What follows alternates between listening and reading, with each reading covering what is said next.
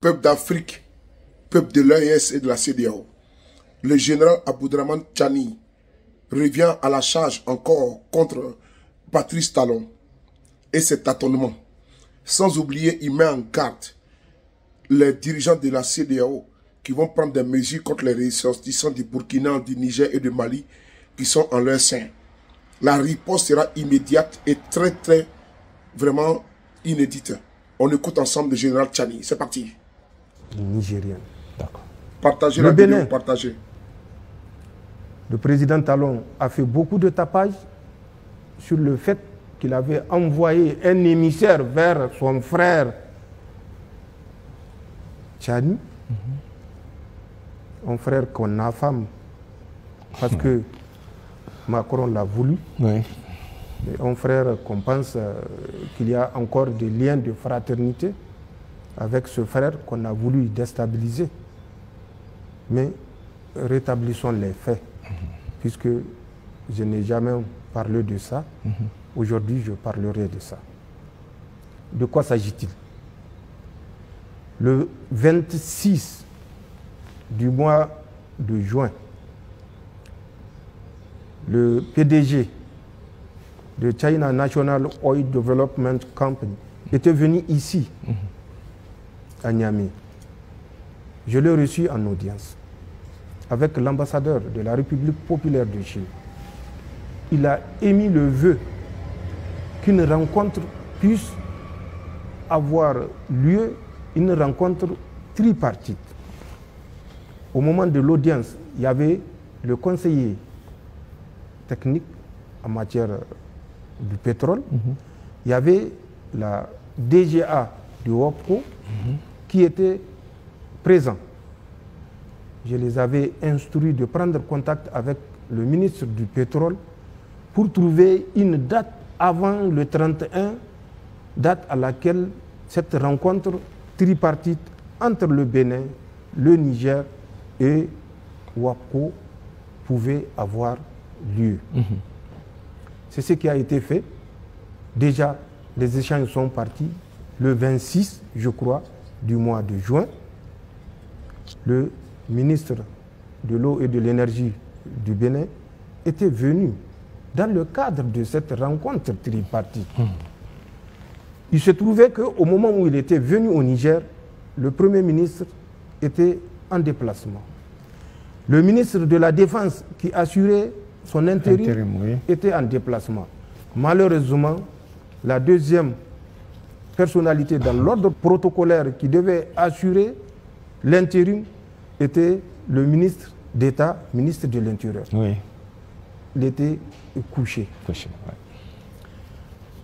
La troisième, c'était le ministre de la Santé, qui a reçu le ministre béninois à l'issue de la rencontre qui avait duré 2 jours, 48 heures. Donc les images ont circulé, ont été passées à la télé nationale, où il se disait satisfait de la mission qu'il avait effectuée dans le cadre de cette rencontre tripartite.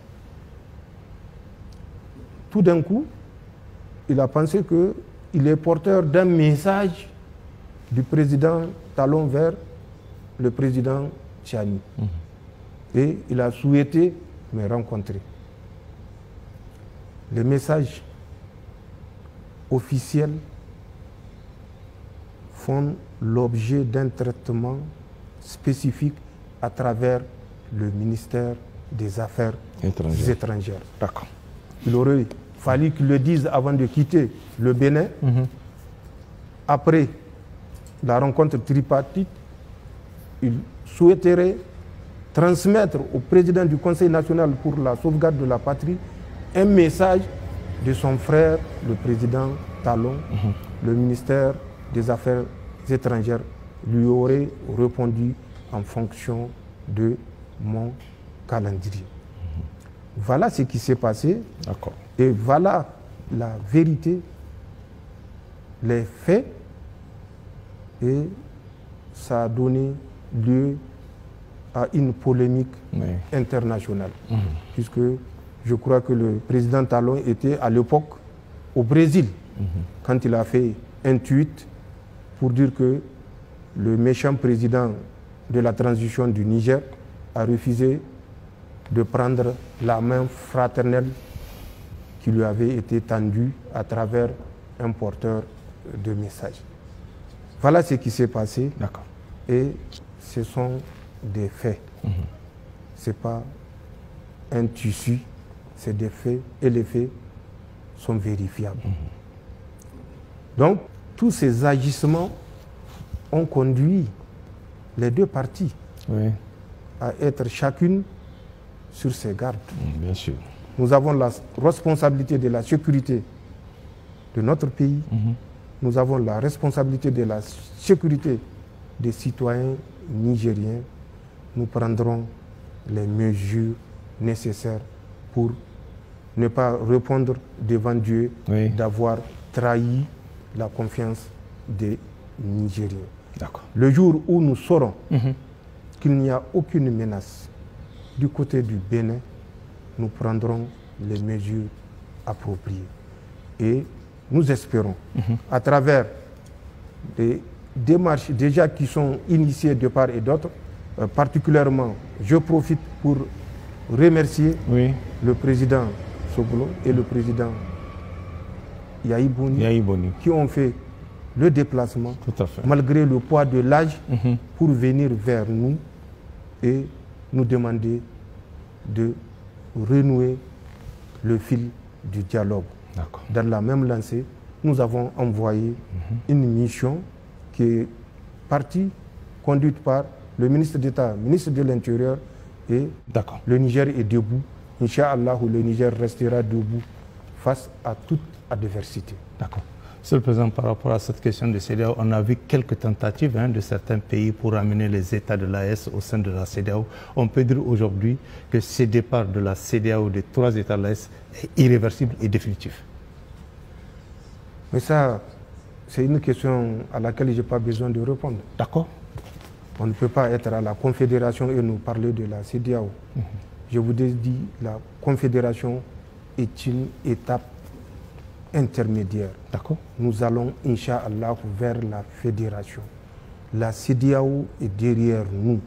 Et pour ceux qui disent que les peuples de l'AES ou de la Confédération de l'AES ne pourront plus circuler dans les États de la CEDEAO, ils sont d'abord combien, ces États de la CEDEAO? Il y avait 16. Un est parti, la Mauritanie. 3 autres sont partis, le Burkina, le Mali et le Niger. Il y a 12. Nous sommes à 194 États reconnus aux Nations Unies. À travers le monde, Comment les Nigériens se débrouillent dans le reste de ces États-là? Dans ces 182 États, est-ce que c'est la CEDEAO? C'est les règles de la CEDEAO qui s'appliquent dans les 182 États? De la même façon que nous avons des ressortissants au sein de la CEDEAO, ces pays de la CEDEAO ont des ressortissants au Niger. D'accord. Que personne ne se laisse divertir. Toute mesure contre la Confédération se verra immédiatement appliquer la réciprocité. C'est tout ce que j'ai à dire par rapport à cette question. Je crois que je n'ai pas besoin de répondre. Les faits doivent répondre à ma place. D'accord.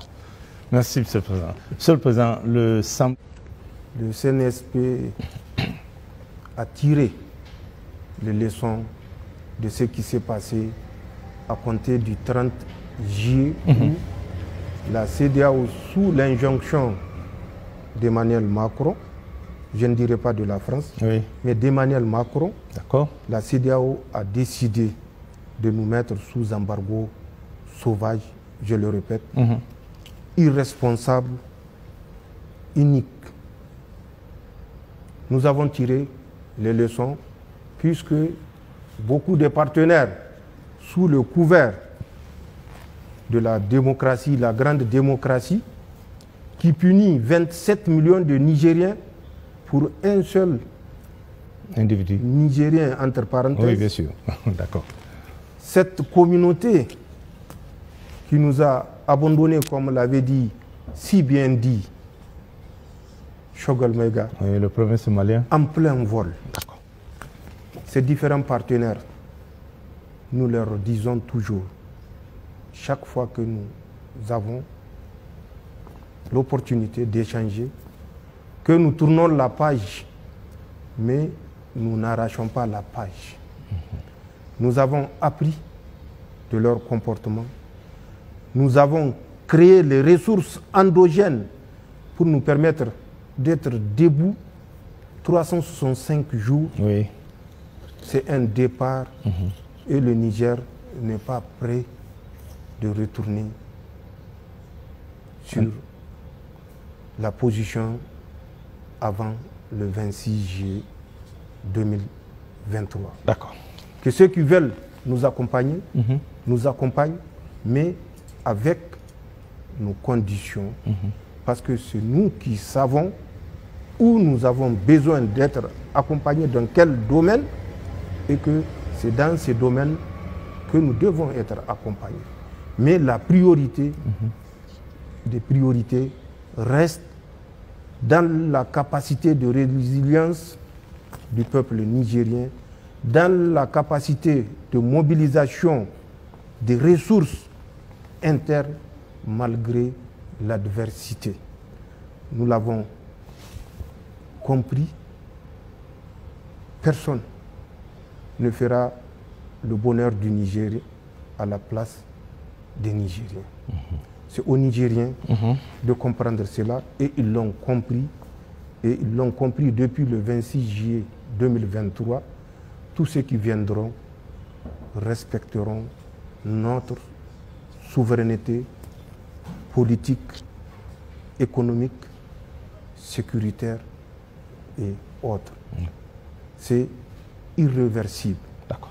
Voilà ce que je pourrais dire par rapport aux partenaires. Est-ce à dire, monsieur le Président, qu'à partir d'aujourd'hui, ces partenaires qu'on a vus par le passé ne viendront plus nous imposer quoi que ce soit? C'est à nous autres Nigériens de décider de ce que nous voulons, c'est ça? Je n'ai pas besoin de le dire. Poser la question à un enfant de 4 ans, d'accord, pour ne pas descendre en dessous, pour qu'on ne me qualifie pas de ce que je ne suis pas. D'accord. Mais demander à un enfant de 4 ans, vous le voyez, vous voyez, patriote. Oui, oui, on l'a vu. Bébé patriote. Oui, bien sûr. Bébé patriote à 4 ans. Oui. Posez-lui la question. La fille qu'on voit souvent, elle vous répondra. Voilà, beaucoup de manifestations. Et c'est la même chose pour tous les Nigériens. D'accord. Nous avons atteint un point de non-retour. Personne, plus personne, aucun État, je l'ai dit dans le message à la nation du 25 juillet, aucun État, aucune organisation étatique ou non gouvernementale ne nous dictera ce que nous devons faire, nous, ce que nous ne devons pas faire. D'accord.